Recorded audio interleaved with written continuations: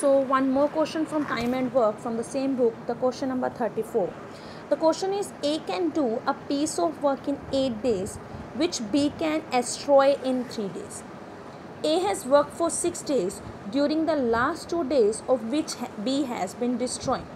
How many days must A now work alone to complete the work? The question is again very simple. वो कह रहा है कि ए जो है किसी काम को 8 दिन में पूरा करता है और बी जो है उस काम को 3 दिनों में ख़राब कर देता है.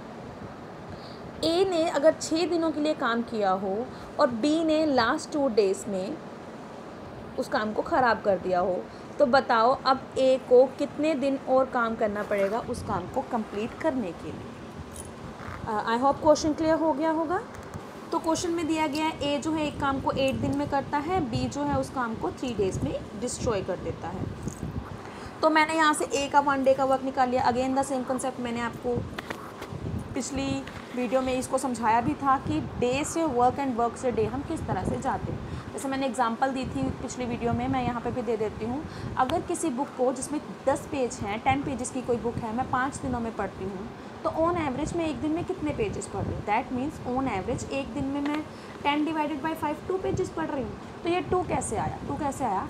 10 था मेरा वर्क कि 10 पेजेस का काम है, 10 वर्क था, उसको मैंने नंबर ऑफ़ डेज से डिवाइड किया तो मेरे पास आ गया एक दिन में मैंने कितना काम किया. सेम यहाँ पे मेरे पास है वर्क 1 और नंबर ऑफ डेज है 8, तो एक दिन में मैंने कितना काम किया? 1/8 work.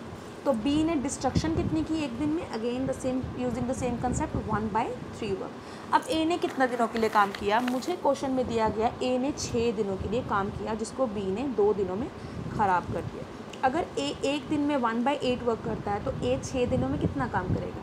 Using the concept more days more work we will multiply 6 with 1/8 and we will get the answer है 6/8 वर्क. ए ने जो है 6/8 वर्क कर लिया था, लेकिन बी ने 2 दिनों में काम ख़त्म कर दिया, ख़राब कर दिया. अब ए बी जो है एक दिन में 1/3 वर्क ख़राब करता है, तो 2 दिनों में कितना काम ख़राब करेगा? 2/3 वर्क. अब देखो काम कितने दिन हुआ? 6 दिन ए ने काम किया और 2 दिन बी ने काम ख़राब किया, मतलब टोटल लगे तो 8 डे ना. तो हमने निकाल लिया कि दोनों में कितना वर्क होगा.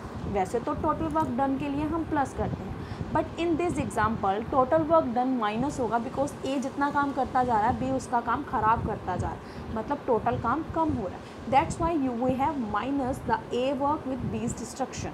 अगेन यूजिंग द कंसेप्ट, तो हमारे पास आंसर आ गया 2/24 वर्क. तो काम कितना हुआ 8 दिनों में? 2/24. लेकिन काम करना कितना था? पूरा कंप्लीट 1 वर्क. तो यहाँ से कितना आ गया? अभी हमारे पास रिमेनिंग वर्क कितना बचा? 2/24 वर्क हुआ है. मतलब किसी काम के अगर मैं 24 पार्ट्स करूँ तो उसमें से सिर्फ 2 पार्ट्स हुए, तो कितने पार्ट्स रिमेनिंग रह गए? 22 पार्ट्स. तो 22/24 वर्क अभी भी पेंडिंग है, जिसको किसको करना है? जिसको सिर्फ ए को करना है. Now again the same concept we are using in all the numericals of time and work. That is अगर एक काम को 8 दिन लगाता है तो 22/24 वर्क को कितना टाइम लगाएगा? Again more work more days, तो हम 8 को 22/24 से मल्टीप्लाई करेंगे.